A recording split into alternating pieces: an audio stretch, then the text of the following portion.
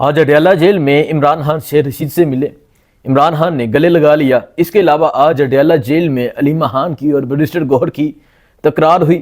کس بات پہ ہوئی، علیمہ خان نے بیرسٹر گوہر سے کیا کہا، یہ آپ کے سامنے رکھیں گے۔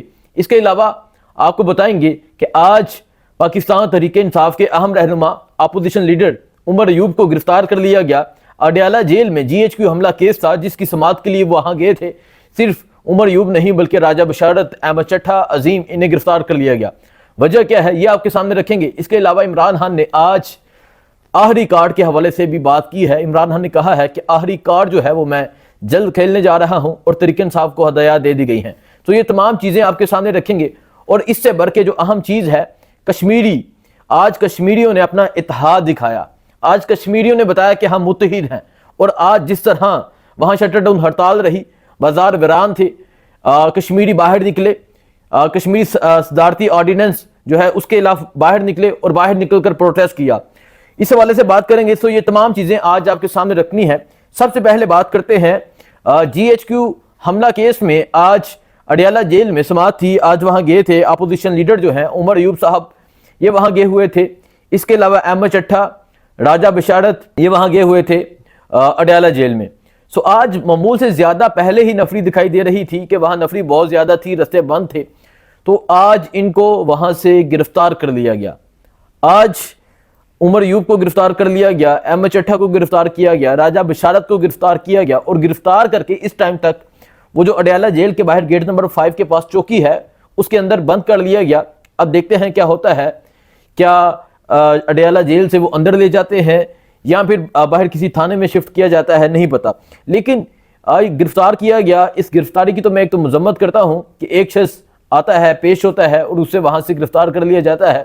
یہ ملک ایسا بن چکا ہے جس کو دل چاہے اٹھا لو، گرفتار کر لو، غائب کر دو، یہ دستور بن چکا ہے، یہ معمول بن چکا ہے کہ جس کو دل چاہتا ہے اٹھا لو۔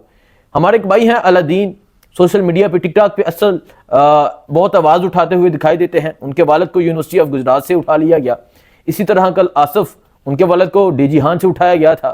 تو یہ جو اٹھانے کا، گرفتار کرنے کا سلسلہ ہے یہ تیزی سے جاری ہے۔ کب ختم ہوگا اللہ جانے، دعا کرتے ہیں جلدی ختم ہو جائے۔ اب بات کرتے ہیں عمران خان کی۔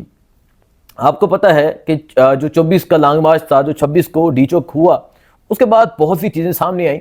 ایک چیز تو سامنے آئی کہ بیرسٹر گوہر جاتے ہیں، جا کے عمران خان کو صحیح پیغام نہیں دیتے، ایکچوئل تصویر نہیں دکھاتے، عمران خان کو صحیح چیزیں نہیں بتاتے۔ اس کے بعد اگلے دن علیمہ خان کی ملاقات ہوتی ہے، تو علیمہ خان جا کے بتاتی ہیں، تو عمران خان کہتے ہیں کہ مجھے تو یہ چیزیں بتائی ہی نہیں گئیں۔ تو بیرسٹر گوہر پہلے دن پریس ٹاک کرتے ہیں اور کہتے ہیں کہ ہمارے 12 شہداء، انہوں نے 12 شہیدوں کی بات کی، اور جب ان سے پوچھا گیا کہ گولی کس نے چلائی تو وہ کہتے ہیں یہ ایشو نہیں، اس پہ میں نے ولاگ کیا کہ ایشو کیوں نہیں۔ آج دونوں کی اکٹھے، آج بیرسٹر گوہر کی اور علیمہ خان کی اکٹھے اڈیالہ جیل میں ملاقات ہو گئی۔ علیمہ خان ملاقات نہیں ہوئی بلکہ تکرار ہوئی۔ علیمہ خان نے سوال کیا، علیمہ خان نے کہا کہ آپ نے کہا 12 شہداء، آپ نے یہ 12 کیوں کہا؟ آپ کو پتہ ہے کتنے شہداء ہیں؟ تو انہوں نے کہا کہ فگر 12 سامنے آیا ہے۔ تو علیمہ خان نے کہا کہ یہ جو اتنے لوگ غائب ہیں، جتنے لوگوں کو ہاسپٹل سے غائب کر دیا گیا، زخمی حالت میں پریشرائز کیا جا رہا ہے کہ آپ نے یہ سٹیٹمنٹ نہیں دینی، آپ نے نہیں بتانا کہ ہم تحریک انصاف کے تھے، تو ان کا کیا قصور ہے؟ اور جو لوگ غائب ہیں وہ کہاں پر ہیں؟ آپ کو پتہ ہے وہ زندہ ہے نہیں؟ تو بیرسٹر گوہر صاحب ایک چیز پہ وہ بزید رہے کہ 12 شہداء ہیں، اور علیمہ خان کہتی رہیں کہ 12 نہیں ہیں بلکہ زیادہ ہیں، ہمارے کارکنان کا پتہ نہیں چل رہا، ہمارے کارکنان غائب ہیں۔ تو بیرسٹر گوہر صاحب کہتے ہیں کہ ہم ڈیٹا اکٹھا کر رہے ہیں۔ پہلی تو یہ بات کرنی چاہیے تھی کہ اتنا فگر ہے جو ہمیں پتہ چل چکا ہے، اور ہمارے پاس بہت سی اطلاعات ہیں، جیسا کہ پیمز ہسپتال سے رپورٹ سامنے آئی، جیسا کہ مطیع اللہ جان نے ولا کیا، اسد طور نے ولا کیا، کہا کہ ہمارے جو شہداء ہیں تحریک انصاف کے شہداء وہ زیادہ ہیں، انہیں غائب کیا جا رہا تھا، تحریک انصاف کے جو زخمی ہیں وہ زیادہ ہیں، ریکارڈ نہیں تھا۔ تو ابھی 106، میری رپورٹ کے مطابق 106 لوگ ہیں جن کا پتہ نہیں چل رہا کہ وہ کہاں پر ہیں، وہ کس تھانے میں ہیں، وہ کس جیل میں ہیں، وہ کس ریکارڈ میں ہیں، وہ کس FIR میں ہیں۔ 106 لوگوں کا ڈیٹا ابھی تک پاس نہیں ہے۔ علیمہ خان بالکل ٹھیک کہتی ہیں کہ آپ کو پہلے فگر نہیں بتانا چاہیے جب تک آپ کے پاس مکمل انفارمیشن نہ ہو، اور اسی چیز کو لے کے عمران خان نے بھی کہا ہے کہ بیرسٹر گوہر کو یا تو چیزوں کا اندازہ نہیں ہے یا اس کو پتہ نہیں ہے کہ ورکر کے ساتھ کیا ہوا ہے۔ آج علیمہ خان اور بیرسٹر گوہر میں شدید اختلاف ہوا ہے۔ علی خان نے جو کیا ہے بالکل ٹھیک کیا ہے. علی خان کا پوچھنا بنتا تھا کیونکہ انہی کی پارٹی کے ہیں.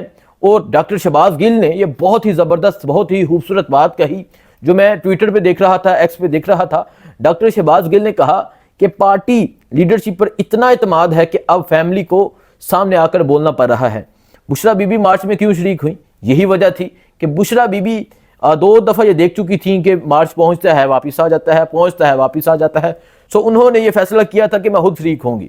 وہ خود شریک ہوئی اور پھر جو ہوا وہاں پہ وہ ساری چیزیں سب کے سامنے آ چکی ہیں. اسی طرح بیرسٹر گوہر جاتے ہیں, جا کے عمران خان سے ملاقات کرتے ہیں, پریس ٹاک کرتے ہیں اور آ کے کہتے ہیں کہ عمران خان نے پنجاب کی قیادت کو خراج تحسین پیش کیا ہے.